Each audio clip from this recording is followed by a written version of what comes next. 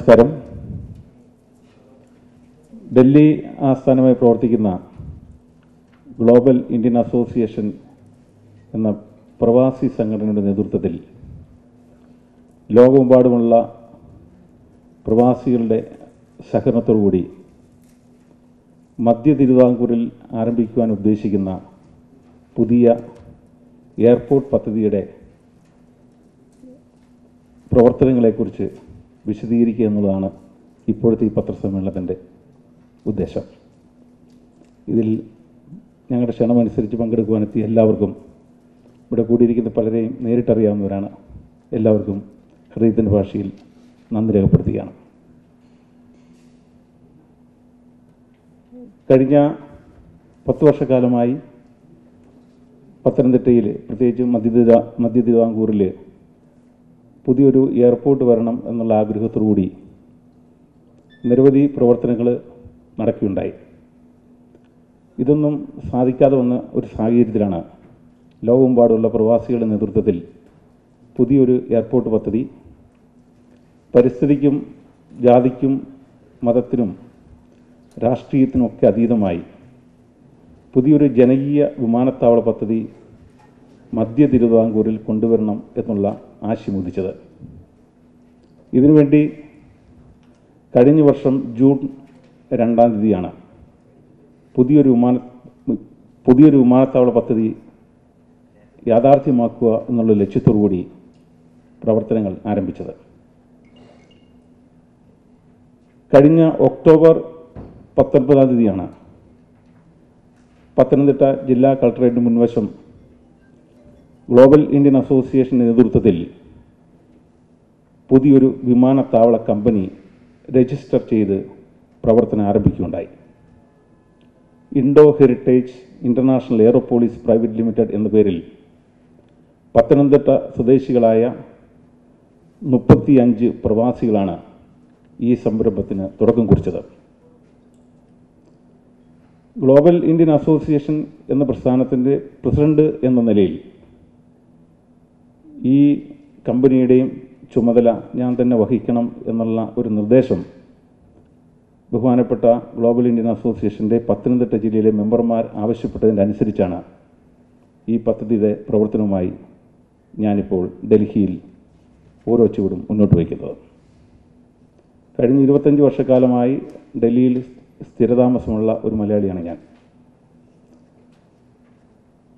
ഈ എയർപോർട്ട് പദ്ധതി ഏതെങ്കിലും ഒരു പ്രസ്ഥാനത്തിനെതിരെയോ ഏതെങ്കിലും ഒരു കമ്പനിക്കെതിരെയോ ഏതെങ്കിലും ആശയങ്ങൾക്കെതിരെയുള്ള ഒരു സംരംഭമല്ല.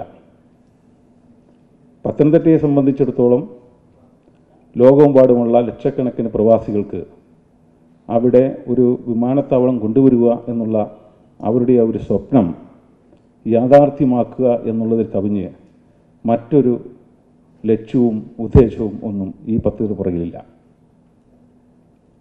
നിരവധി ആൾക്കാർ ഇപ്പോഴും കേരളത്തിൽ ചർച്ച ചെയ്യപ്പെടുന്ന, ഒരുപക്ഷെ കേരളമെമ്പാടും ചർച്ച ചെയ്യപ്പെടുന്ന ഒരു വിഷയമായിട്ട് പത്തനംതിട്ട വിമാനത്താവള പദ്ധതി മാറിക്കഴിഞ്ഞിരിക്കുകയാണ്.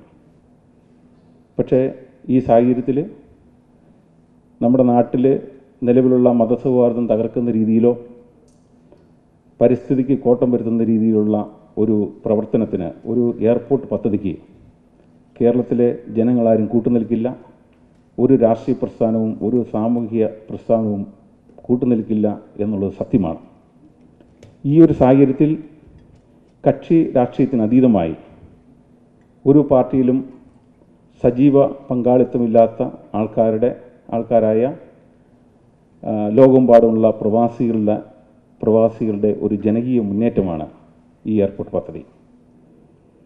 ഇതിനുവേണ്ടി പത്തനംതിട്ടയിൽ ഓഫീസ് തുടങ്ങിയതിന് ശേഷം ഏറ്റവും ആദ്യം പ്രവർത്തനം ആരംഭിച്ചത് ഇതിനാവശ്യമായിട്ടുള്ള സ്ഥലങ്ങൾ കണ്ടെത്തുവാനുള്ള പ്രവർത്തനമാണ്.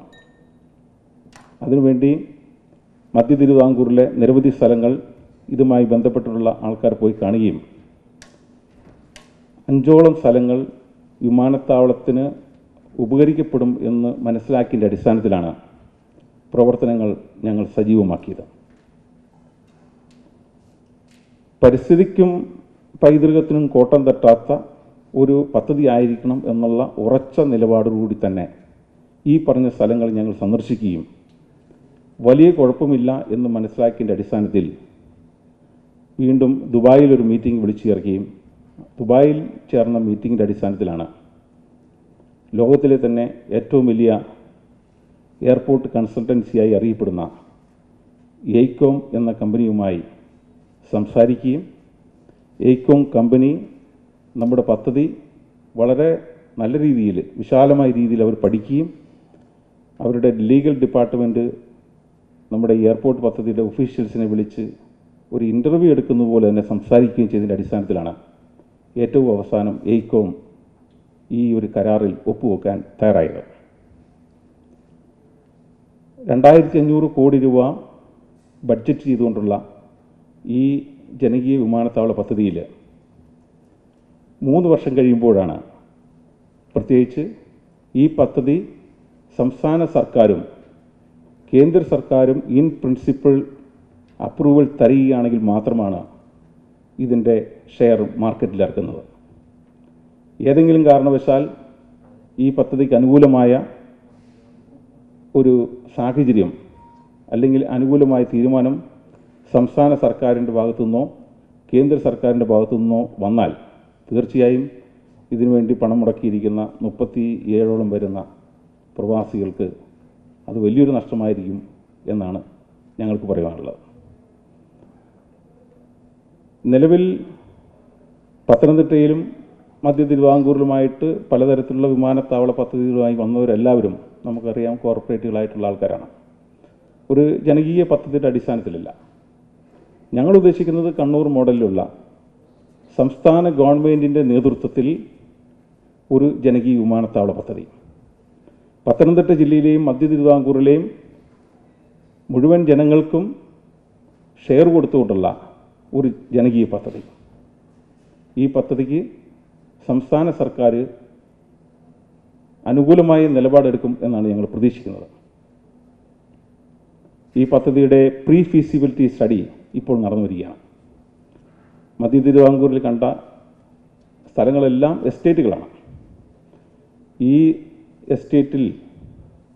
എസ്റ്റേറ്റ് ഏറ്റെടുത്താൽ, സംസ്ഥാന ഗവൺമെൻറ് ഏറ്റെടുത്താൽ അവിടെ ഒരു വിമാനത്താവള പദ്ധതി നടപ്പിലാക്കുവാൻ സാധിക്കുമോ എന്നുള്ളതാണ് ഈ പ്രീ ഫീസിബിലിറ്റി സ്റ്റഡിയിലെ പ്രധാനപ്പെട്ടൊരു ഭാഗം. അതുകൂടാതെ തിരുവനന്തപുരം എയർപോർട്ടിൽ നിന്നും കൊച്ചി എയർപോർട്ടിൽ നിന്നുമൊക്കെ മധ്യ തിരുവിതാംകൂറിൽ നിന്നും യാത്ര ചെയ്യുന്ന മുഴുവൻ യാത്രക്കാരുടെ വിശദ വിവരങ്ങളുമൊക്കെ ശേഖരിക്കുന്ന വളരെ വിപുലമായ ഒരു പ്രീ ഫീസിബിലിറ്റി സ്റ്റഡി റിപ്പോർട്ടാണ് ഇപ്പോൾ തയ്യാറാക്കിക്കൊണ്ടിരിക്കുന്നത്.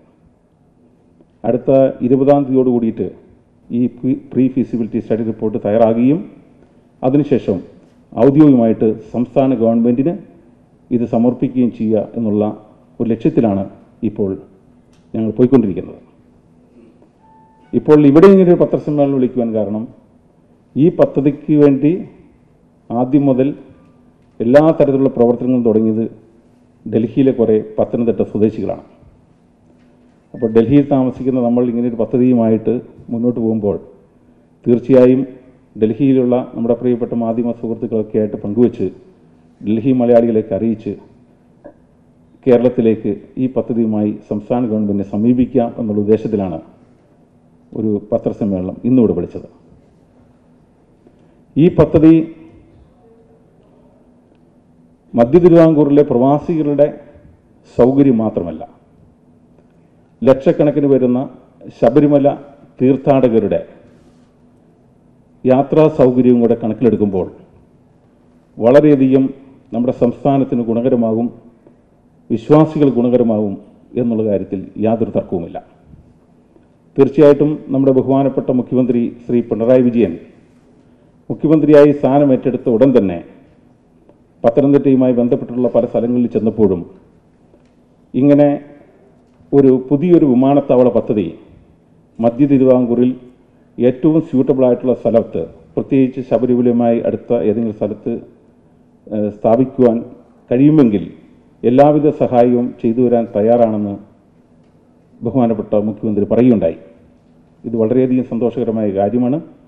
ഇന്നിപ്പോൾ നിലവിൽ പത്തനംതിട്ട ജില്ലയിൽ അല്ലെങ്കിൽ മധ്യ തിരുവിതാംകൂറിൽ പുതിയൊരു വിമാനത്താവള പദ്ധതിയുമായിട്ട് വന്നിരിക്കുന്ന ഏക കമ്പനി ഗ്ലോബൽ ഇന്ത്യൻ അസോസിയേഷൻ്റെ നേതൃത്വത്തിൽ ആരംഭിച്ചിരിക്കുന്ന Indo heritage international aeropolis private limited എന്ന ഈ കമ്പനി മാത്രമാണ്.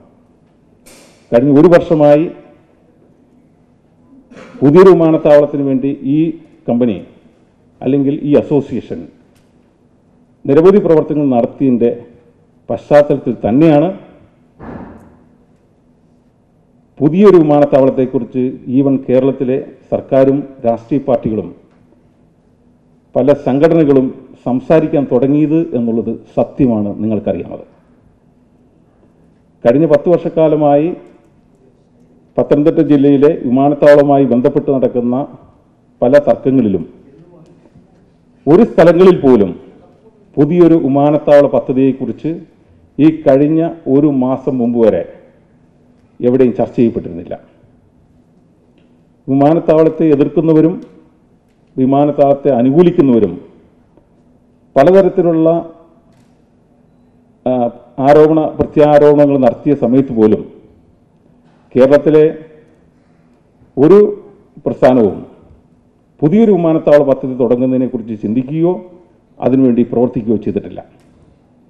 നമ്മുടെ നാടിൻ്റെ മതസൗഹാർദ്ദം കാത്തു സംരക്ഷിക്കുവാൻ, നാടിൻ്റെ പൈതൃകവും പരിസ്ഥിതിയും കാത്തു സംരക്ഷിക്കുവാൻ പുതിയൊരു എയർപോർട്ട് പദ്ധതി തന്നെയാണ് പത്തനംതിട്ടയ്ക്ക് ആവശ്യമെന്ന് മനസ്സിലാക്കിക്കൊണ്ടാണ് ഒരു വർഷം മുമ്പ് ഇങ്ങനെയൊരു ജനകീയ വിമാനത്താവള പദ്ധതിക്ക് പുതിയൊരു സ്ഥലത്ത് ഞങ്ങൾ തുടക്കം കുറിച്ചത്.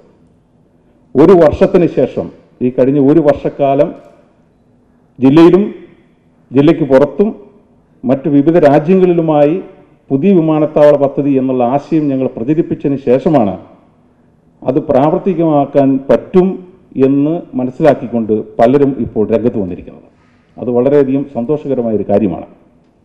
ഈവൻ സംസ്ഥാന സർക്കാർ പോലും അതിനു വേണ്ടിയിട്ട് തയ്യാറാണ് എന്ന് പറയുമ്പോൾ ഞങ്ങളുടെ ഇത്രയും നാളത്തെ പ്രവർത്തനങ്ങളുടെ വിജയം തന്നെയാണ് സർക്കാർ അങ്ങനെ ഒരു അനുകൂലമായ നടപടിയെടുത്തത് എന്നുള്ളത് ഞങ്ങൾക്ക് വളരെയധികം സന്തോഷം തരുന്ന കാര്യമാണ്. കഴിഞ്ഞ വർഷം ഒക്ടോബർ 14 ബഹുമാനപ്പെട്ട മുഖ്യമന്ത്രി ശ്രീ ഉമ്മൻചാണ്ടിക്ക് ഈ പുതിയ ജനകീയ വിമാനത്താവള പദ്ധതിയുടെ വിശദീകരണവുമായി ഞങ്ങൾ അദ്ദേഹത്തെ പോയി കണ്ടത്. അന്ന് അദ്ദേഹം പറഞ്ഞത്, ഇങ്ങനെയൊരു പദ്ധതിയെക്കുറിച്ച് ഇതുവരെ ആരും ചിന്തിച്ചിട്ടില്ല, ഞങ്ങളത് പഠിക്കട്ടെ, പഠിച്ചതിന് ശേഷം നല്ലതാണെങ്കിൽ നമുക്ക് വേണ്ട പോലെ ചെയ്യാം എന്നാണ് അദ്ദേഹം പറഞ്ഞത്. അദ്ദേഹം അന്ന് പറഞ്ഞതിൻ്റെ 8 ദിവസങ്ങൾക്ക് ശേഷമാണ്, ഏകദേശം എനിക്ക് തോന്നുന്നത് ഒക്ടോബർ 22-നോ 23-നാണ് തോന്നുന്നു, അദ്ദേഹം കോന്നിയിൽ വന്നിട്ട് ആദ്യമായിട്ടൊരു പ്രസ്താവന നടത്തിയത്, കോന്നിയിൽ ഒരു വിമാനത്താവളത്തിനുള്ള സാധ്യതയുണ്ട്, അതിനു വേണ്ടിയിട്ട് ആര് ആദ്യം മുന്നോട്ട് വന്നാലും ആ പദ്ധതി നല്ലതാണെങ്കിൽ, ജെന്യൂനാണെങ്കിൽ തീർച്ചയായിട്ടും സംസ്ഥാന സർക്കാർ സപ്പോർട്ട് ചെയ്യുമെന്നാണ് അന്ന് അദ്ദേഹം പറഞ്ഞത്. അന്ന് അദ്ദേഹം പറഞ്ഞ അതേ കാര്യം തന്നെയാണ് നമ്മുടെ ബഹുമാനപ്പെട്ട മുഖ്യമന്ത്രി ശ്രീ പിണറായി വിജയനും ഇപ്പോൾ പറഞ്ഞിരിക്കുന്നത്. പുതിയൊരു വിമാനത്താവള പദ്ധതിക്കുള്ള അംഗീകാരം കൊടുക്കുവാൻ സംസ്ഥാന ഗവൺമെൻറ് തയ്യാറായി കഴിഞ്ഞിരിക്കുകയാണ്. ഈ സാഹചര്യത്തിൽ പത്തനംതിട്ട ജില്ലയെ ആസ്ഥാനമാക്കിക്കൊണ്ട് ആ ജില്ലയിലെ തന്നെ ലക്ഷക്കണക്കിന് പ്രവാസികളുടെ നേതൃത്വത്തിൽ ഇങ്ങനെയൊരു ജനകീയ വിമാനത്താവള കമ്പനി അവിടെ വന്നിരിക്കുന്ന സാഹചര്യത്തിൽ കേരള സർക്കാരും കേന്ദ്ര സർക്കാരും കേരളത്തിലെ എല്ലാ രാഷ്ട്രീയ പാർട്ടിയും എല്ലാ ജാതിമത പ്രസ്ഥാനങ്ങളും ഈ ജനകീയ വിമാനത്താവള പദ്ധതിക്ക് സപ്പോർട്ട് ചെയ്യും എന്നാണ് ഞങ്ങൾ വിശ്വസിക്കുന്നത്. അതിനു വേണ്ടിയിട്ട് അടുത്ത 20-ാം തീയതിയോടുകൂടി കേരള സർക്കാരിന് നമ്മുടെ കമ്പനി തയ്യാറാക്കിയിരിക്കുന്ന പ്രീ ഫീസിബിലിറ്റി റിപ്പോർട്ട് സമർപ്പിക്കുകയാണ്. ഇന്ന് ബഹുമാനപ്പെട്ട മുഖ്യമന്ത്രി ശ്രീ പിണറായി വിജയനെ രാവിലെ കാണുകയുണ്ടായി. അദ്ദേഹം പറഞ്ഞത്, നാട്ടിൽ വരുമ്പം കാര്യങ്ങളെക്കുറിച്ച് ഡീറ്റെയിൽ ആയിട്ട് സംസാരിക്കാമെന്നാണ്. എന്തായാലും വളരെ ആശങ്കാജനകമായ ഒരു വിമാനത്താവള പദ്ധതിയുടെ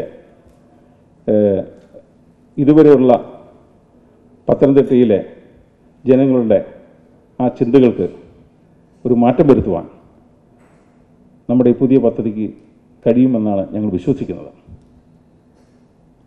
ഈ പദ്ധതി വിജയിപ്പിക്കുവാൻ വേണ്ടി ഇതിന് ഒരു കാര്യം കൂടെ സൂചിപ്പിക്കുന്നു. ഇതിന് പിന്നിൽ യാതൊരു ഉദ്ദേശമോ ലക്ഷ്യമോ മറ്റൊന്നും ആർക്കുമില്ല. വ്യക്തി താല്പര്യങ്ങളുടെ അടിസ്ഥാനത്തിലല്ല ഈ പദ്ധതിക്ക് വേണ്ടി ഞങ്ങൾ ഇറങ്ങിയിരിക്കുന്നത്. ഞാൻ ഈ പദ്ധതിയുടെ ഭാഗമായത് ഗ്ലോബൽ ഇന്ത്യൻ അസോസിയേഷൻ്റെ പ്രസിഡന്റ് എന്ന നിലയിൽ മാത്രമാണ്. പത്തനംതിട്ട ജില്ലയിലെ ജനങ്ങളുടെ വൈകാരിക വിഷയമായിട്ട് ഇപ്പോൾ വിമാനത്താവള പദ്ധതി മാറിയിരിക്കുന്ന സാഹചര്യത്തിൽ ഇതിനകത്തേക്ക് ഇറങ്ങിത്തിരിച്ചിരിക്കുന്ന, പണം ഇൻവെസ്റ്റ് ചെയ്തിരിക്കുന്ന ഞങ്ങൾ 37 പേർ ഈ പദ്ധതി നടപ്പിലാക്കണം, എങ്ങനെയും നടപ്പിലാക്കണം, സംസ്ഥാന ഗവൺമെൻറ്റും കേന്ദ്ര സർക്കാരും ഇതിനെ സപ്പോർട്ട് ചെയ്യണം എന്നുള്ള അതീവ ആഗ്രഹത്തിന് മുകളിലാണ്. അത് നടക്കും എന്ന ശുഭപ്രതീക്ഷയിലാണ് ഞങ്ങൾ മുന്നോട്ട് പോകുന്നത്. നിങ്ങളുടെ എല്ലാവരുടെയും സഹായ സഹകരണങ്ങളും എല്ലാ തരത്തിലുള്ള മീഡിയ സപ്പോർട്ടും ഈ പദ്ധതിക്ക് ഉണ്ടാകണം എന്ന് വിനയപൂർവ്വം അഭ്യർത്ഥിക്കുകയാണ്. ഇപ്പോൾ ഞങ്ങൾ കണ്ടിരിക്കുന്ന സ്ഥലങ്ങളിൽ മധ്യ തിരുവിതാംകൂറിൽ വിമാനത്താവളത്തിന് യോജ്യമായിട്ടുള്ള സ്ഥലങ്ങൾ വളരെ കുറവ് തന്നെയാണ്. അതിൽ ഇപ്പോൾ കണ്ടിരിക്കുന്ന സ്ഥലങ്ങൾ കുമ്പഴ എസ്റ്റേറ്റ് ഉണ്ട്, കല്ലേലി എസ്റ്റേറ്റ് ഉണ്ട്, ചെങ്ങര എസ്റ്റേറ്റ് ഉണ്ട്. അതെ, അതിൻ്റെ അങ്ങേയറ്റവും ഇങ്ങേയറ്റമായിട്ടാണ്. ഒന്ന് തന്നെയാണെങ്കിലും അങ്ങേയറ്റവും ഇങ്ങേയറ്റമായിട്ട് 5000-ഓളം ഏക്കർ സ്ഥലം വരുന്നുണ്ട്. അതിൻ്റെ ഒരു ഭാഗമായിട്ട് കുമ്പഴ എസ്റ്റേറ്റ് എന്ന് പറഞ്ഞ് തരംതിരിച്ച് വെച്ചിട്ടുണ്ട്, ഒരു ഭാഗമാണെങ്കിൽ തന്നെ എന്നാണ് ഞങ്ങൾ മനസ്സിലാക്കിയിരിക്കുന്നത്. കൃത്യമായിട്ട് അതിൻ്റെ സർവേ റിപ്പോർട്ടും കാര്യങ്ങളും എല്ലാം വന്നു കഴിഞ്ഞാൽ സ്ഥലത്തിൻ്റെ കാര്യങ്ങൾ അറിയാൻ പറ്റുള്ളൂ. പിന്നെ ഈവൻ ചെറുവള്ളി എസ്റ്റേറ്റ് ബഹുമാനപ്പെട്ട ബിഷപ്പ് കെ പി മോഹനൻ്റെ കൈവശമാണ്. അദ്ദേഹം സഹകരിച്ചാൽ ഒരു പക്ഷേ സംസ്ഥാന സർക്കാരുമായിട്ട് ആലോചിച്ച് ആ സ്ഥലം പോലും ഏറ്റെടുക്കാൻ പറ്റുന്നതാണ്. ലാഹ എസ്റ്റേറ്റ് അനുയോജ്യമായ സ്ഥലം തന്നെയാണ്. അപ്പോൾ ഈ പറയുന്ന സ്ഥലങ്ങളെല്ലാം തന്നെ ഈ ചെറുവള്ളി എസ്റ്റേറ്റ് ഒഴിച്ച് ബാക്കി എല്ലാ സ്ഥലങ്ങളും ഹാരിസൺ മലയാളത്തിൻ്റെ കൈവശമാണുള്ളത്. ഹാരിസൺ മലയാളത്തിൻ്റെ കൈവശമുള്ള ഈ സ്ഥലം സംസ്ഥാന സർക്കാരിന് തിരിച്ചു ലഭിച്ചാൽ മാത്രമേ ഈ പദ്ധതി ആര് വിചാരിച്ചാലും അവിടെ നടക്കത്തുള്ളൂ. അപ്പം സ്ഥലമില്ലാതെ വിമാനത്താവളം പണിയാൻ പറ്റത്തില്ല. അപ്പോൾ എന്തായാലും ഹാരിസൺ മലയാളം കമ്പനിയുമായി നല്ല രീതിയിൽ ചർച്ച നടത്തിയിട്ട് ആ സ്ഥലം തിരിച്ചു കൊണ്ടുവരുവാനുള്ള ഒരു ശ്രമമാണ് എല്ലാവരും ചെയ്യേണ്ടത്. വർഷങ്ങളായിട്ട് ഹൈക്കോടതി നടന്നുകൊണ്ടിരിക്കുന്ന പല തരത്തിൽ ഇത് ഉറപ്പ് ആർക്കും പറയാൻ പറ്റത്തില്ല. അല്ല, സ്ഥലം ഇപ്പം ഇത് മാത്രമല്ല, ഇല്ല, ഇപ്പം സ്ഥലം ഉണ്ടാക്കാൻ പറ്റും. ഇപ്പോൾ വിമാനത്താവളത്തിന് സ്ഥലം ഉണ്ടാക്കാൻ പറ്റും, എസ്റ്റേറ്റ് അല്ലെങ്കിലും. ഇപ്പോൾ കണ്ണൂർ വിമാനത്താവളമൊക്കെ ഉണ്ടാക്കിയത് എസ്റ്റേറ്റിൽ നിന്നല്ല ഉണ്ടാക്കിയത്.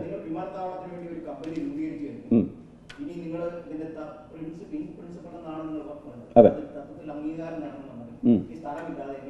ഈ സ്ഥലം കിട്ടുവാനുള്ള ശ്രമമാണ് നമ്മൾ നടത്തിക്കൊണ്ടിരിക്കുന്നത്.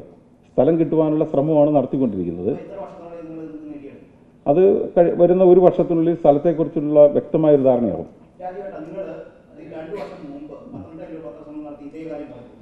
2 വർഷം മുമ്പൊന്നുമല്ല, കഴിഞ്ഞ വർഷം ഒക്ടോബർ 17-ാം തീയതി, 2 വർഷം മുമ്പല്ല. നമ്മുടെ ഓഫീസ് ഉദ്ഘാടനത്തിൻ്റെ 2 ദിവസം വരെ. ഇല്ല, തെറ്റായ ഇൻഫർമേഷൻ. ആദ്യമായിട്ട് പത്രസമ്മേളനം നടത്തിയ പത്തനംതിട്ടയിലാണ്. ഒക്ടോബർ 17-ാം തീയതിയോ 16-ാം തീയതിയാണെന്ന് തോന്നുന്നു. അതിനുശേഷം ദുബായിലാണ് പത്രസമ്മേളനം നടത്തിയത്. അത് കഴിഞ്ഞ ഡിസംബർ 9-ാം തീയതിയാണ്. അതിനുശേഷം ഇന്നാണ് 3ാമത്തെ പത്രസമ്മേളനമാണ്. അല്ല, ഈ സെയിം കാര്യങ്ങളെന്ന് പറഞ്ഞു കഴിഞ്ഞാൽ ഞങ്ങളതിന് ഈ സ്ഥലം മാത്രം പോരല്ലോ വിമാനത്താവളത്തിന്, മറ്റു കുറേ കാര്യങ്ങളുണ്ടല്ലോ. സ്ഥലം കാണുന്നതിന് മുമ്പ് തന്നെ ചെയ്യേണ്ട കുറേ കാര്യങ്ങളുണ്ട്. ആ കാര്യങ്ങൾ ഏറ്റവും പ്രധാനപ്പെട്ടത് ഫണ്ട് തന്നെയാണ്. ഒരു വിമാനത്താവളം പണിയണമെങ്കിൽ അതിന് ആവശ്യമായിട്ടുള്ള ഫണ്ട് സ്വരൂപിക്കുവാൻ കഴിയുമോ എന്നുള്ള ഒരു ഉറപ്പ് ആദ്യം വരുത്തണം. എന്നിട്ട് സ്ഥലം അന്വേഷിച്ചാൽ പോരെ. അത് ഉറപ്പ് വരുത്തി ഫണ്ട് ലഭ്യമാകും എന്ന് ഉറപ്പ് വരുത്തിയതിന് ശേഷമാണ്. സ്ഥലം തന്നെയാണ്, അത് ഏത് പദ്ധതിക്കാണ് 100 ഏക്കർ ആണെങ്കിൽ പോലും അവിടെ വലിയ പ്രശ്നമാണ്, പ്രത്യേകിച്ച് പദ്ധതി. കാരണം ആറന്മുള തന്നെ വലിയ തോതിൽ ചർച്ച ചെയ്തുകൊണ്ടിരിക്കുന്ന വിഷയമാണ്. മറ്റൊരു സ്ഥലത്തേക്ക് കണ്ടുപിടിക്കാൻ പറ്റാത്തൊരവസ്ഥയുമാണ്. അങ്ങനെ നിൽക്കുമ്പോൾ നിങ്ങൾ എങ്ങനെയാണ് വേറൊരു സ്ഥലം അല്ലെങ്കിൽ എങ്ങനെയും കണ്ടുപിടിക്കും എന്ന് പറയുന്നത്? എങ്ങനെയും കണ്ടുപിടിക്കുന്നില്ല. ഈ 5 സ്ഥലങ്ങൾ വിമാനത്താവളത്തിന് യോഗ്യമാണ്, യാതൊരു സംശയവുമില്ല. ആ സ്ഥലം ഏറ്റെടുക്കുവാൻ വേണ്ടിയിട്ട് സംസ്ഥാന സർക്കാർ മുൻകൈ എടുത്തു കഴിഞ്ഞാൽ തീർച്ചയായിട്ടും നടക്കും. അതിനു വേണ്ടിയിട്ട് സംസ്ഥാന സർക്കാരിൽ പലതരത്തിലുള്ള ചർച്ചകൾ നടക്കുന്നുണ്ടെന്നാണ് നമ്മൾ മനസ്സിലാക്കിയിരിക്കുന്നത്. ഞങ്ങൾ കിട്ടുമെന്ന് പറയുന്നില്ലോ, സംസ്ഥാന സർക്കാർ സ്ഥലം ഏറ്റെടുക്കുക എന്നുള്ളതാണ് നമ്മൾ പറയുന്നത്. ഞങ്ങൾ സ്ഥലം മേടിക്കാനല്ല. എങ്ങനെ ഇപ്പോൾ കണ്ണൂർ എങ്ങനെയാണ് വിമാനത്താവളം നടപ്പിലാക്കിയിരിക്കുന്നത്? സർക്കാർ സ്ഥലം വാങ്ങിച്ചു, ബാക്കി പ്രൈവറ്റ് കമ്പനികളും പല സ്ഥാപനങ്ങളാണ് അവിടെ പൈസ. ഞങ്ങൾ സർക്കാർ സ്ഥലം വാങ്ങിച്ചു കഴിഞ്ഞാൽ ബാക്കി വിമാനത്താവളം പണിയാനുള്ള പണം മുഴുവനും സ്വരൂപിക്കാമെന്നുള്ള വിശ്വാസം ഞങ്ങൾക്കുണ്ട്. സംസ്ഥാന സർക്കാരിൻ്റെ നേതൃത്വത്തിലുള്ള വിമാനത്താവളമാണ് ഞങ്ങൾ ഉദ്ദേശിക്കുന്നത്, അല്ലാതെ ഞങ്ങൾ സ്ഥലം മേടിച്ചിട്ടുള്ള വിമാനത്താവളം അല്ല. അത് പത്തനംതിട്ടയിൽ സാധ്യമല്ലെന്ന് ഞങ്ങൾക്ക് മനസ്സിലായി. ഈ ചെറുവള്ളി എസ്റ്റേറ്റുമായിട്ട് ബന്ധപ്പെട്ട് KP യോഹന്നാനുമായിട്ട് ഏതെങ്കിലും തരത്തിലുള്ള ചർച്ചകൾ നടന്നു? ഞങ്ങൾ സംസാരിച്ചായിരുന്നു. അത് വേറെ ഒരാൾ വഴിയാണ് സംസാരിച്ചത്. അപ്പോൾ അദ്ദേഹത്തിന് ഇപ്പോൾ സ്ഥലം അത് കൊടുക്കാൻ താല്പര്യമില്ല എന്നുള്ള ഒരു നിർദ്ദേശമാണ്, ഒരു അഭിപ്രായമാണ് ഞങ്ങൾ കേട്ടത്.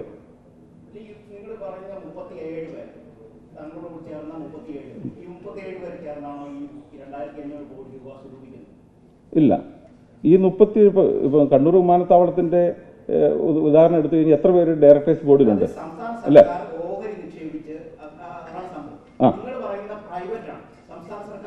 അല്ലല്ലോ, അല്ല, സംസ്ഥാന സർക്കാരുമായിട്ട് യോജിപ്പിച്ചിട്ടുള്ള പദ്ധതിയാണ് ഞങ്ങൾ ഉദ്ദേശിക്കുന്നത്. അതിനുള്ള സർക്കാരിന് ഞങ്ങൾ ഉറപ്പ് കൊടുത്തിരിക്കുന്നത് ഈ പദ്ധതിക്ക് ആവശ്യമായിട്ടുള്ള കൊടുത്തിരിക്കുന്നില്ല, ഞങ്ങൾ കൊടുക്കാൻ പോകുന്നത് അല്ല. ഇല്ല, സ്റ്റേറ്റ് ഗവൺമെന്റുമായിട്ടുള്ള ചർച്ചകൾ ആരംഭിക്കാൻ പോകുന്നതേ ഉള്ളൂ.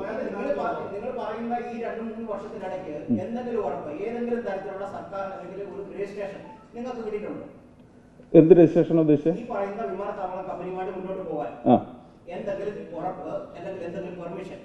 വിമാനത്താവള കമ്പനിയുമായിട്ട് മുന്നോട്ട് പോകാൻ വേണ്ടിയിട്ട് ഞങ്ങൾ ചെയ്തിരിക്കുന്ന നിലപാട് ഏറ്റവും ആദ്യം ഇതിൻ്റെ പ്രാഥമിക സർവേ നടത്തുക എന്നുള്ളതാണ്. ആ പ്രാഥമിക സർവേ നടത്തുക എന്ന് പറഞ്ഞാൽ 1-2 ദിവസങ്ങൾ കൊണ്ട് നടക്കുന്ന കാര്യങ്ങളില്ല. 10 വർഷമായിട്ട് എങ്ങനെ 20-ാം തീയതിയോട് കൂടിയിട്ട് നമ്മുടെ പ്രീ ഫീസിബിലിറ്റി സ്റ്റഡി റിപ്പോർട്ട് റെഡിയാവും.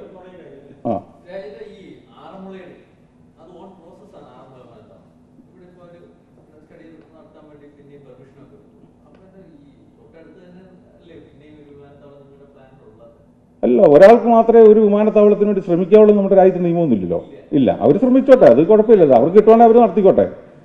ഞങ്ങളെ സംബന്ധിച്ചിടത്തോളം നമുക്ക് ഒരു അവരുടെ പദ്ധതി നടക്കുകയാണെന്നൊരു തോന്നൽ നമുക്ക് വന്നപ്പം പ്രവാസികൾക്കൊരു വിമാനത്താവളം ആവശ്യമാണ്, അതുകൊണ്ട് നമ്മൾ ഇറങ്ങിയിരിക്കുന്നു. അവരുടെ പദ്ധതി നടക്കുകയാണെങ്കിൽ അവർ നടത്തട്ടെ.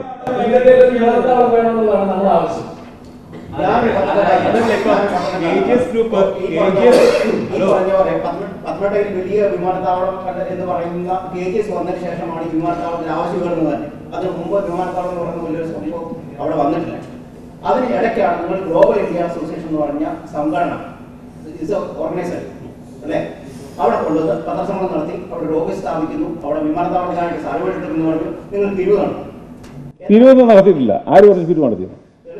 ഒരു തിരുവില്ല. ഞങ്ങൾ 37 പേര് ഇൻവെസ്റ്റ് ചെയ്ത പൈസയാണ്, അത് തിരുവെന്ന് പറയാൻ പറ്റത്തില്ല. ഞങ്ങളിപ്പോൾ ഒരു 1.5 കോടി രൂപയോളം ഞങ്ങൾ 37 പേര് തന്നെ 1.5 കോടി രൂപയോളം ഞങ്ങൾ ഇൻവെസ്റ്റ് ചെയ്തിട്ടുണ്ട്.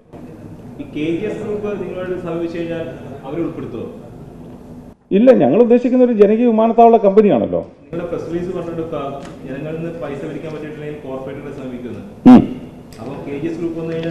സംസ്ഥാന സർക്കാരിന്റെ നേതൃത്വത്തിലുള്ള വിമാനത്താവള പദ്ധതിയാണ് നമ്മൾ ഉദ്ദേശിക്കുന്നത്. സംസ്ഥാന സർക്കാരിനും കേന്ദ്ര സർക്കാരിനും KGS വരുന്നതിൽ ആരും ഒത്തുവിട്ടില്ലെങ്കിൽ നമുക്കെന്താ പ്രശ്നമായിരിക്കുന്നു? തീർച്ചയായിട്ടും സംസ്ഥാന സർക്കാരും കേന്ദ്ര സർക്കാർ അംഗീകരിക്കുകയാണെങ്കിൽ നമ്മൾ അതിനകത്ത് യാതൊരു എതിരഭിപ്രായമില്ല. അതിനുള്ള ചർച്ചകളിലേക്ക് കടക്കുകയാണ്.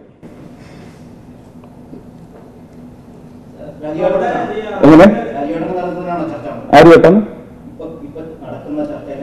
നടക്കാൻ പോകുന്ന ചർച്ചകൾ? ഇപ്പം തീർച്ചയായിട്ടും കമ്പനിയുടെ മാനേജിംഗ് ഡയറക്ടർ എന്ന നിലയിൽ ഞാനും നമ്മുടെ ഡയറക്ടേഴ്സ് ഉൾപ്പെടുന്ന ഒരു കമ്മിറ്റി ആയിരിക്കും സംസ്ഥാന ഗവൺമെന്റുമായിട്ട് ചർച്ച ചെയ്യാൻ പോകുന്നത്.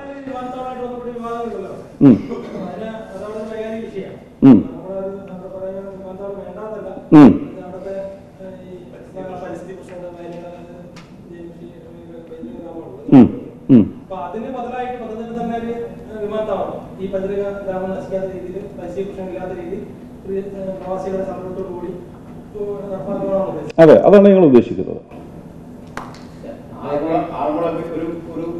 വേറെ സ്ഥലമാണ് നിങ്ങൾ പറഞ്ഞ ഈ 5 എസ്റ്റേറ്റുകളും വേറൊരു സ്ഥലമാണ്. മറ്റു സ്ഥലങ്ങൾ ഏകദേശം പിന്നെ 15 ജില്ലകളെ വേറെ കരയെന്നൊക്കെ പറഞ്ഞു. ഈ പറയുന്ന ആറന്മുളയുമായിട്ട് ഇതിന് യാതൊരു ബന്ധവുമില്ല. അപ്പോൾ എങ്ങനെയാണ് നിങ്ങൾ ഈ പറയുന്ന സ്ഥലത്ത് നടപ്പിലാക്കാൻ വിമാനത്തിൽ ഇപ്പം ഇൻ പ്രിൻസിപ്പിൾ അംഗീകരിച്ചു കഴിഞ്ഞാൽ നിങ്ങൾ എന്തൊക്കെയാണ്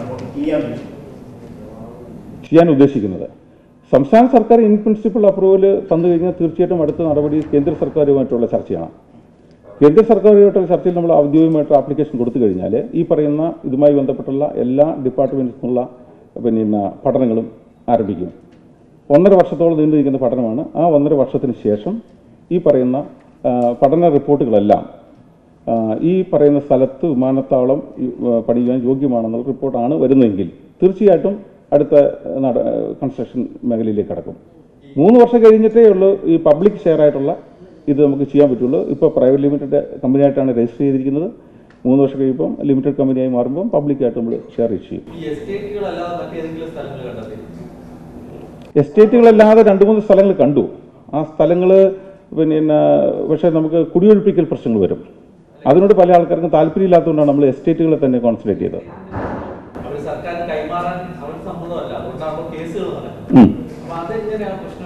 ഇപ്പം അവർ കൈമാറാൻ തയ്യാറല്ലാത്തതിന് കാരണം അവർ കൈമാറാനൊക്കെ തയ്യാറാണ്. അവർക്ക് പൈസ കൊടുക്കണം എന്നുള്ളതാണ് നിങ്ങൾ കേട്ടെടുത്തോളം ഒരു ഇത്.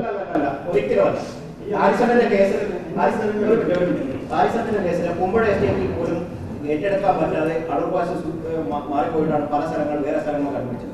റവന്യൂ മന്ത്രിയായിരുന്നു അടൂർപാശം, കോന്നി മണ്ഡലത്തിന്റെ MLA ആയിരുന്നു. എന്നിട്ട് പോലും നടപ്പിലാക്കും. കുമ്പഴ എസ്റ്റേറ്റ് കഴിഞ്ഞ് കലയിലെ എസ്റ്റേറ്റിൽ ഒരു കാരണവശാലും അവരുടെ വാട്ടക്കലാവധി തീർന്നില്ല എന്നുള്ള കാര്യത്തിൽ അവർക്ക് പോലും വെക്കുന്നത് ഏത് സ്ഥലമാണ് നിങ്ങൾക്ക് സൂട്ടബിൾ ആണെന്ന് നിങ്ങൾ പറയും. ഇല്ല, കലേലി എസ്റ്റേറ്റിന്റെയും കുമ്പഴ എസ്റ്റേറ്റിന്റെയും എല്ലാം കംപ്ലീറ്റ് ആധാരത്തിന്റെ കോപ്പി എൻ്റെ ഇരിപ്പുണ്ട്.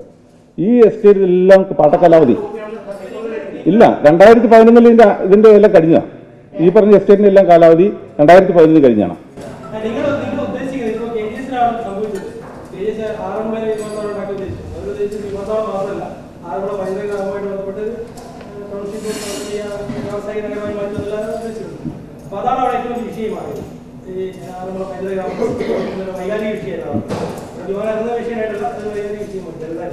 അപ്പൊ അത് പറയുന്നുണ്ട് അത്ര വിഷയങ്ങളൊന്നും ഇല്ലാതെ പാരിസ്ഥിതിക പ്രശ്നങ്ങളോ കുടിയൊഴിപ്പികളൊന്നും ഇല്ലാത്ത രീതിയിൽ ഒരു സ്ഥലം കണ്ടെത്തുക.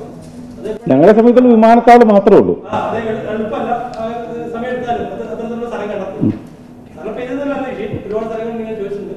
അപ്പൊ അതിൽ നിങ്ങൾ ഫലപ്രദമായ സ്ഥലങ്ങൾ കണ്ടെത്തും. അങ്ങനെയാണ്. തീർച്ചയായിട്ടും. നേരത്തെ പറഞ്ഞതുപോലെ ഹാരിസൺ പൈസയാണ് അവരുടെ ഒരു പ്രധാനം. അപ്പൊ അത് നമ്മൾ എങ്ങനെ ഹാൻഡിൽ ചെയ്യും?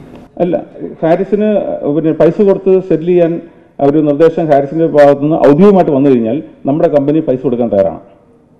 സംസ്ഥാന ഞങ്ങൾ കേട്ടെടുത്തോളം ഹാരിസിന്റെ ഭാഗത്തുനിന്ന് ഒരു 200-250 കോടി രൂപയോളം വരും എന്നുള്ള രീതിയിലുള്ളൊരു ചർച്ച പല സ്ഥലങ്ങളിൽ നടക്കുന്നുണ്ട്. അങ്ങനെ വരികയാണെങ്കിൽ ആ ഫണ്ട് നമ്മളെ പ്രവാസികൾ റേസ് ചെയ്യും.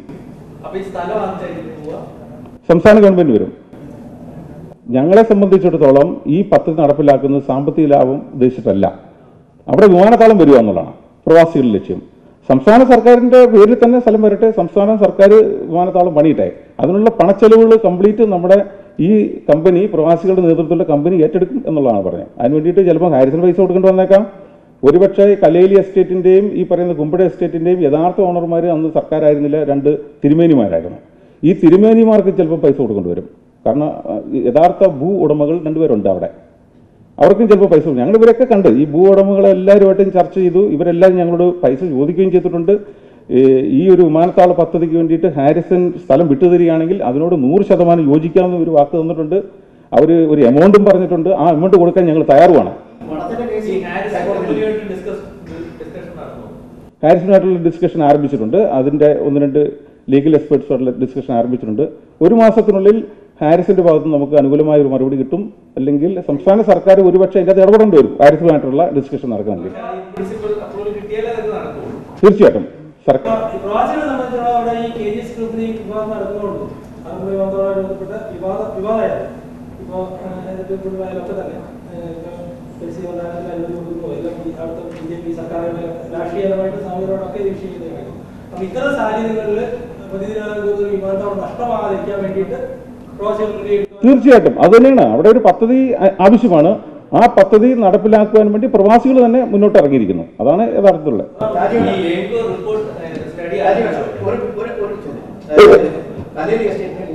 നിങ്ങൾ പറഞ്ഞു വേറെ മുതലാളിമാർ അവർ തമ്മിലുള്ള, അതായത് അവരും ഹാരിസിനും തമ്മിലുള്ള കേസ് ഹൈക്കോടതിയിൽ അതെങ്ങനെ സെറ്റിൽ?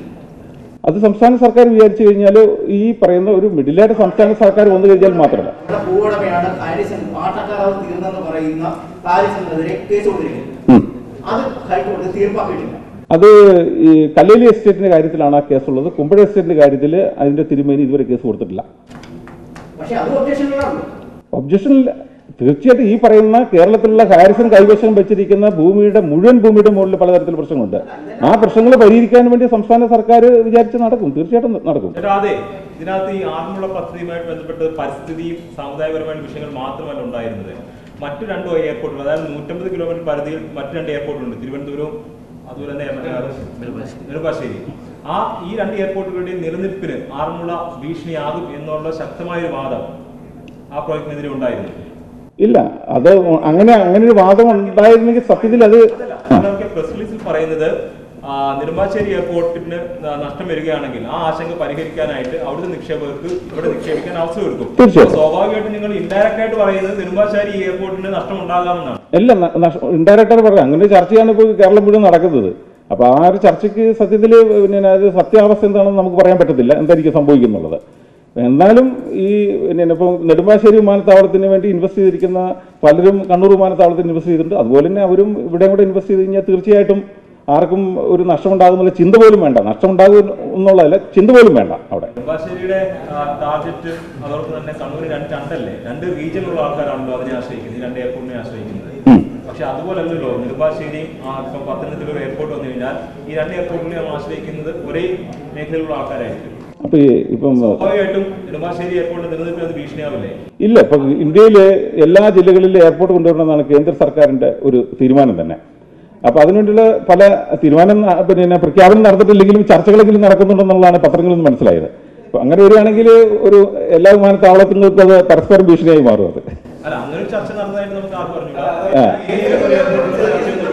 എങ്ങനെ? അതെ, അത് ചെറിയൊരു വിമാനത്താവളങ്ങൾ മുതൽ വലുത് വരെ, ചെറുത് മുതലേ. ഇപ്പോൾ ഒരു വിമാനത്താവളം പണിയണമെങ്കിൽ സ്വാഭാവികമായിട്ട് 2000 ഏക്കർ സ്ഥലമെങ്കിലും ഉണ്ടെങ്കിലേ നമുക്ക് ചെയ്യാൻ പറ്റുള്ളൂ. കണ്ണൂർ വിമാനത്താവളം ഇപ്പോഴത്തെ ഒരു സാഹചര്യത്തിൽ, കാരണം മുന്നോട്ടുള്ള ഭാവി എല്ലാം മുന്നേ കണ്ടുകൊണ്ട് നമ്മളൊരു വിമാനത്താവളം പണിയുകയാണെങ്കിൽ 2000 ഏക്കർ സ്ഥലം അക്വയർ ചെയ്തതിനു ശേഷം തുടങ്ങുകയാണ് ഏറ്റവും അഭികാമ്യം. അല്ലെങ്കിൽ ഇപ്പോൾ കോഴിക്കോടൊക്കെ നടക്കുന്ന പോലെ ചെറിയ സ്ഥലം വാങ്ങിച്ച് തുടങ്ങി പിന്നീട് സ്ഥലം അക്വയർ ചെയ്യാൻ ബുദ്ധിമുട്ടുകൾ വരും, പിന്നീട് ആവശ്യം വരുമ്പോൾ. ഈ സ്ഥലങ്ങൾ മാത്രമല്ല, ഞാൻ പറഞ്ഞില്ലേ, ഇപ്പോൾ ട്രാഫിക് വളരെ പ്രധാനപ്പെട്ട ഒരു ഘടകമാണ്. ഇങ്ങനെയൊരു വിമാനത്താവളം പണിത് കഴിഞ്ഞാൽ അതിലെ യാത്രക്കാരുണ്ടാവില്ല എന്നുള്ളതാണ് ഏറ്റവും ആദ്യം പഠിക്കേണ്ടത്. ആ സ്റ്റഡിയാണ് ഇപ്പോൾ നടന്നുകൊണ്ടിരിക്കുന്നത്. അതിൻ്റെ എൻഡിൽ ഇവർ ഈ പറയുന്ന സ്ഥലങ്ങളെല്ലാം ഫിസിക്കലി സന്ദർശിക്കുകയും ചെയ്യും. പിന്നെ ഇപ്പോൾ ഗൂഗിൾ എർത്ത് വഴിയുള്ള പഠനം അവർ ആരംഭിച്ചിട്ടുണ്ട്. ഏതെല്ലാം രീതികളിൽ ഈ സ്ഥലങ്ങളെക്കുറിച്ചുള്ള ഡീറ്റെയിൽസ് എന്തെല്ലാം കിട്ടുമോ അതെല്ലാം മാക്സിമം അവർ കളക്ട് ചെയ്യുന്നുണ്ട്. ഏറ്റവും പ്രധാനമായിട്ട് ഇപ്പോൾ നടന്നുകൊണ്ടിരിക്കുന്ന ട്രാഫിക്കാണ് ഇപ്പോൾ നടന്നുകൊണ്ടിരിക്കുന്ന സ്റ്റഡി. വെറുതെ വിമാനത്താവളം പണിതിട്ട് കഴിഞ്ഞാൽ അവിടെ സാമ്പത്തിക നഷ്ടം ഉണ്ടാക്കാൻ പറ്റത്തില്ലല്ലോ. എയ്കോം എന്ന് പറയുന്ന കമ്പനിയാണ്. 2500 കോടി ഇത് അവർ തന്നൊരു കണക്കാണ്. എയ്കോം തന്ന കണക്കാണ്. അവരുമായിട്ട് എഗ്രിമെന്റ് ഒപ്പുവെച്ചു കഴിഞ്ഞ ജൂലൈ 29 ആ ഒരു വിവരം സന്തോഷപൂർവ്വം അറിയിക്കുക എന്നുള്ളതാണ്. നമ്മൾ ഇത്രയും നാൾ എന്ത് ചെയ്തു എന്ന് ചോദിച്ചുകൊണ്ട് 1 വർഷം കൊണ്ടാണ് നമ്മൾ അത്രയും എത്തിയത്. ഒരു 2021 ജൂണിൽ സംസ്ഥാന സർക്കാർ ഇപ്പോൾ ഇൻ പ്രിൻസിപ്പിൾ അപ്രൂവൽ തന്നാൽ 2021 ജൂണിൽ കമ്മീഷൻ ചെയ്യാൻ പറ്റും എയർപോർട്ട്. അല്ല, ഈ ഇൻ പ്രിൻസിപ്പിൾ അപ്രൂവൽ നമുക്ക് ഈ ഡിസംബർ 31 കിട്ടിയാൽ മതി. 2021 പദ്ധതി പൂർത്തിയായി. കേന്ദ്ര സർക്കാരിന് സത്യത്തിൽ കേന്ദ്ര സർക്കാരിന് ഇങ്ങനെയുള്ള പദ്ധതിയോടെല്ലാം വളരെ നല്ല ഒരു സമീപനമാണുള്ളത് ഡെവലപ്മെന്റൽ ആക്ടിവിറ്റീസിന്. എങ്ങനെ അത് ഇതിനു മുകളിൽ പലതരത്തിലുള്ള പിന്നെ കോലാഹലം ഉണ്ടായതിൻ്റെ പേരിലുള്ള ഇത് മാത്രമല്ല. അല്ലെങ്കിൽ എനിക്ക് തോന്നുന്നു അതൊക്കെ ചിലപ്പോൾ നടന്നു പോകുമായിരുന്നു ഒരുപക്ഷെ.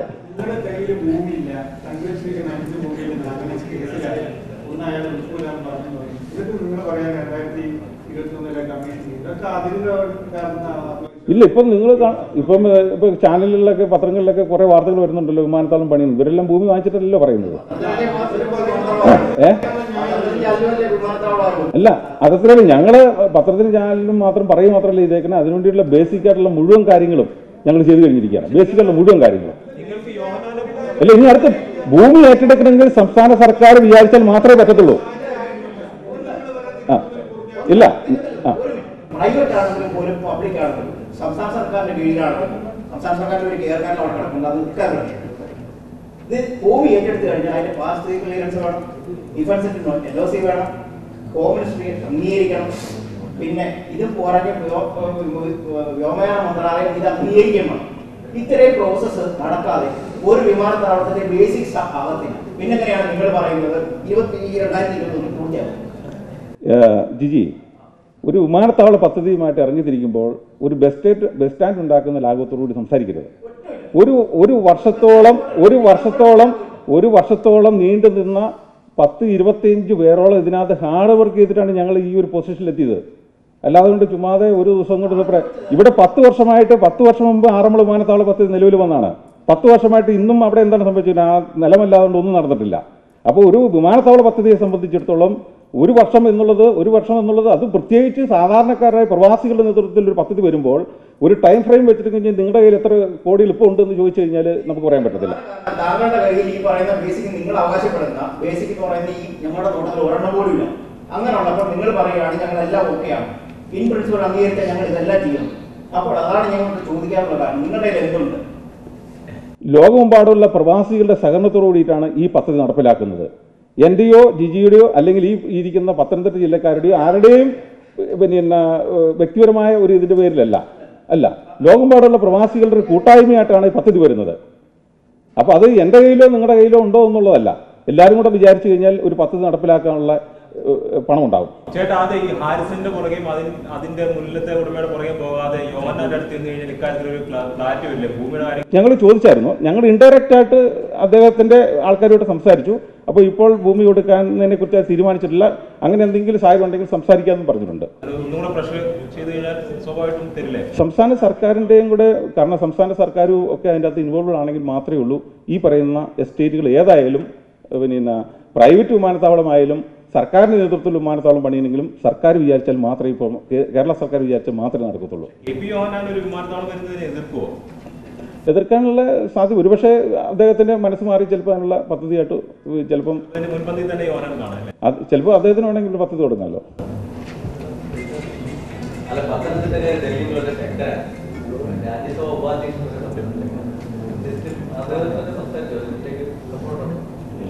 ഇല്ല, ഞങ്ങൾ രാഷ്ട്രീയ പാർട്ടികളുമൊക്കെ ആയിട്ടുള്ള ചർച്ചകൾ തുടങ്ങി പല നേതാക്കന്മാരുമായിട്ട്. ഡൽഹിയിലേക്ക് എത്തിയിട്ടില്ല, കേരളത്തിൽ പതുക്കെ തുടങ്ങിയിട്ടുള്ളൂ. കഴിഞ്ഞ ദിവസം അദ്ദേഹത്തെ കാണാൻ വേണ്ടി ഞങ്ങൾ ശ്രമം നടത്തിയായിരുന്നു, നടന്നില്ല. മിക്കവാറും ഒരു 2 ആഴ്ചക്കുള്ളിൽ തന്നെ അദ്ദേഹത്തിൻ്റെ അടുത്ത് ഞങ്ങൾ ഈ പ്രീ ഫീസിബിലിറ്റി സ്റ്റഡി റിപ്പോർട്ട് റെഡിയാകാതെ കൊണ്ട് ഇതേപോലുള്ള വലിയ നേതൃത്വങ്ങളുടെ മുന്നിൽ ചെന്ന് നമ്മൾ വെറുതെ ഒരു മെമ്മോറാണ്ടം കൊടുത്ത് സംസാരിക്കുന്നതിൽ അർത്ഥമില്ലാന്ന് വിചാരിച്ചിട്ടാണ്. ഇതാകുമ്പോഴത്തേന് കംപ്ലീറ്റ് പവർ പോയിന്റ് പ്രസൻറ്റേഷനോട് 1 മണിക്കൂർ കൊണ്ട് കാര്യങ്ങളെല്ലാം വസ്തുനിഷ്ഠമായിട്ട് പറഞ്ഞ് മനസ്സിലാക്കാൻ പറ്റുന്ന ഒരു റിപ്പോർട്ടാണ് തയ്യാറാക്കിക്കൊണ്ടിരിക്കുന്നത്.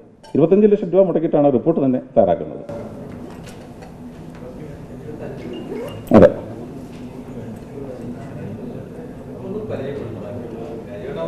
അതെ. മിസ്റ്റർ തങ്കച്ചൻ നമ്മുടെ വിമാനത്താവളത്തിൻ്റെ ഒരു ഇൻവെസ്റ്ററാണ്. മിസ്റ്റർ റോയി ഡാനിയൽ വിമാനത്താവളത്തിൻ്റെ ഇൻവെസ്റ്ററാണ്. തങ്കച്ചൻ ഓയൻ, ഇതെല്ലാം നമ്മൾ ഈ തങ്കപ്പൻ ഓയൻ, എല്ലാവരും ഡൽഹി. ഇനിയുണ്ട്. സാധാരണ നിങ്ങൾ പത്രസമ്മേളനത്തിൽ 3-4 പേര് കൂടുതൽ നിങ്ങൾ എൻ്റർടൈൻ ചെയ്യാത്തതുകൊണ്ടാണ്. അല്ലെങ്കിൽ നമ്മളിവിടെ ഒരു 100 പേരെ ഇരുത്താം. 100 പേരെ ഇരുത്തി കഴിഞ്ഞാൽ പിന്നെ ചിലവും കൂടി പോകും. അതല്ലേ? തീർച്ചയായിട്ടും 37 പേരല്ല, 37 പേരല്ല, നമ്മളത് 101 പേരുടെ ഒരു ഇതാണ്. നമ്മൾ 37 ലിമിറ്റ് ചെയ്ത് വെച്ചിരിക്കുന്നതാണ്.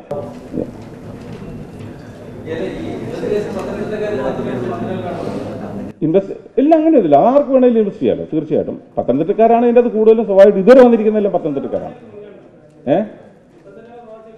മുൻഗണന തീർച്ചയായിട്ടും അവരാണ് കൂടുതൽ താല്പര്യത്തോടു കൂടി വരുന്നത്. തീർച്ചയായിട്ടും ഇപ്പം നമ്മുടെ ഈ പദ്ധതി നമ്മുടെ ഒരു കമ്പനി അവിടെ കൊണ്ടുവരുന്നു എന്നുള്ളത് ചിന്തിക്കാതെ കൊണ്ട് പ്രവാസികളുടെ നേതൃത്വത്തിലുള്ള ഒരു പദ്ധതി എന്നുള്ളത് മാത്രം ചിന്തിച്ചാൽ മതി. കമ്പനി അതിനുവേണ്ടി മാത്രം ഉണ്ടാക്കിയിരിക്കുന്ന 1 വർഷത്തിനുള്ളിൽ പൂർത്തിയാക്കണം. നിങ്ങളെല്ലാവരും സപ്പോർട്ട് വേണം. ജിജിന്റെ വീടിന് മുറ്റത്താണ് വിമാനത്താവളം വരുന്നത്. അതെ, ഈ വിമാനത്താവളം വന്നു കഴിഞ്ഞാൽ ഈ കൊടുത്തിരിക്കുന്നതിൽ ഏറ്റവും ഗുണം ചെയ്യുന്നത് ജിജിക്കാണ്.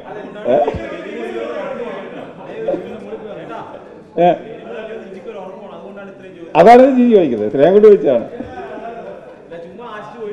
അതെ, അല്ല ജിജി ചോദിക്കുന്നത് ഇത് നടക്കും നടക്കില്ലെന്ന് ജിജിക്ക് കൺഫ്യൂഷൻ ഉണ്ട്. അതാണ് ജിജി ചോദിക്കുന്നത്. ഫ്രീ പാർക്കിംഗ് ചോദിക്കരുത് ഹെലികോപ്റ്ററിന്റെ. യോഹന്നാന് തീർച്ചയായിട്ടും പറഞ്ഞ നല്ല നിർദ്ദേശം തന്നെയാണ്. അദ്ദേഹം ഒരു ഇൻഡിവിജ്വലാണ്. അദ്ദേഹം സ്ഥലം വിട്ട് തരുവാണെങ്കിൽ തീർച്ചയായിട്ടും പിന്നെ പെട്ടെന്ന് കാര്യങ്ങൾ നടക്കുള്ളൂ. ഈ പറയുന്ന വിഷയങ്ങളൊന്നും ഉണ്ടാവില്ല. അതിന് മീഡിയ എല്ലാവരും കൂടെ സഹകരിച്ച് കഴിഞ്ഞാൽ തീർച്ചയായിട്ടും അദ്ദേഹത്തിന്റെ നേതൃത്വം തന്നെ നടക്കട്ടെ. ഇപ്പം ഞങ്ങളെ സംബന്ധിച്ചിടത്തോളം ഈ പദ്ധതിയുടെ ഒരു പോസ്റ്റ് ഞങ്ങൾക്ക് ആർക്കും വേണ്ട. ഇപ്പം നിലവിൽ കമ്പനി ഉണ്ടാക്കണമെങ്കിൽ ഒരു മാനേജിംഗ് ഡയറക്ടേഴ്സ് വേണം. അതിൻ്റെ പേര് ഞങ്ങളൊക്കെ ഉണ്ടായി, ഞങ്ങളൊക്കെ ആ സ്ഥാനത്തിരിക്കുന്നു. ഈ സ്ഥാനമാണെങ്കിൽ ഏത് സമയത്തും ആർക്ക് കൊടുക്കാനും KP ഓനാണ് KP ഓനാണ്, സുരേഷ് ഗോപിക്കാണ് സുരേഷ് ഗോപിക്ക്, ആർക്ക് കൊടുക്കാനും നമ്മൾ തയ്യാറാണ്, യാതൊരു പ്രശ്നവുമില്ല. പക്ഷേ ഈ പദ്ധതി അവിടെ നടപ്പിലാക്കിയിരിക്കണം. തീർച്ചയായിട്ടും കണ്ടായിരുന്നു. ശ്രീ സുരേഷ് ഗോപിൻ്റെ അടുത്ത് പോയി പുതിയ വിമാനത്താവള പദ്ധതി ആദ്യമായിട്ട് അവതരിപ്പിച്ചത് ഞങ്ങൾ തന്നെയാണ്. 3 പ്രാവശ്യം അദ്ദേഹത്തെ പോയി കണ്ട് അദ്ദേഹം പറഞ്ഞ് എല്ലാവിധ സപ്പോർട്ട് തരാമെന്നാണ് പറഞ്ഞത്. ശ്രീ രാജീവ് ഇബ്രാഹിമിനും പോയി ഒരു പ്രാവശ്യം സംസാരിച്ചു, അദ്ദേഹം സപ്പോർട്ട് തരാമെന്നാണ് പറഞ്ഞിരിക്കുന്നത്. അപ്പം ഞങ്ങളെ സംബന്ധിച്ചോളം ഈ ഒരു ഇപ്പം കമ്പനിയുടെ ഡയറക്ടേഴ്സ് എന്നോ മാനേജിംഗ് ഡയറക്ടർ എന്നുള്ള ഈ പദവിയും കാര്യങ്ങളൊക്കെ ആർക്ക് വേണമെങ്കിൽ വിട്ടുകൊടുക്കാൻ ഞങ്ങൾ തയ്യാറാണ്. പക്ഷേ പദ്ധതി അവിടെ നടപ്പിലാക്കിക്കണം. ചെയർമാൻ മുഖ്യമന്ത്രി ആയിരിക്കണം എന്നുള്ള കാര്യത്തിലും നമുക്ക് വളരെ പിന്നെ ആഗ്രഹമുള്ള ഒരു കാര്യമാണ്.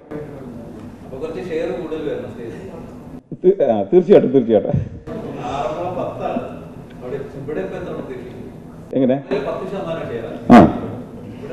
ഇവിടെ ഇപ്പോൾ സംസ്ഥാന സർക്കാർ അല്ല, കണ്ണൂർ എയർപോർട്ടിൽ 35% എന്നാണ് ഞാൻ അറിഞ്ഞത് സംസ്ഥാന സർക്കാരിന്.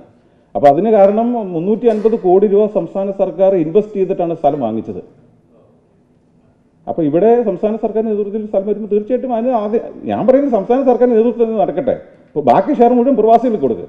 ആ പ്രവാസികളുടെ ഷെയർ പിരിക്കുവാൻ വേണ്ടി ഈ ഗ്ലോബൽ ഇന്ത്യൻ അസോസിയേഷൻ്റെ നേതൃത്വത്തിലുള്ള ഈ Indo heritage international aeropolis private limited എന്ന് പറഞ്ഞ കമ്പനി തയ്യാറാണ്. എത്ര ഈ 2500 കോടി രൂപയും പിരിച്ചല്ല ഇൻവെസ്റ്റ്മെന്റ് ഷെയർ കൊടുക്കാൻ ഈ കമ്പനി മുന്നിട്ട് ഇറങ്ങും. സർക്കാരിനോടൊപ്പം സർക്കാർ ഈ പദ്ധതി നടപ്പിലാക്കുക, ഇതാണ് നമ്മുടെ ആവശ്യം. Thank you so much. എല്ലാവരും ഭക്ഷണം കഴിച്ചിട്ട് പോകാം കേട്ടോ.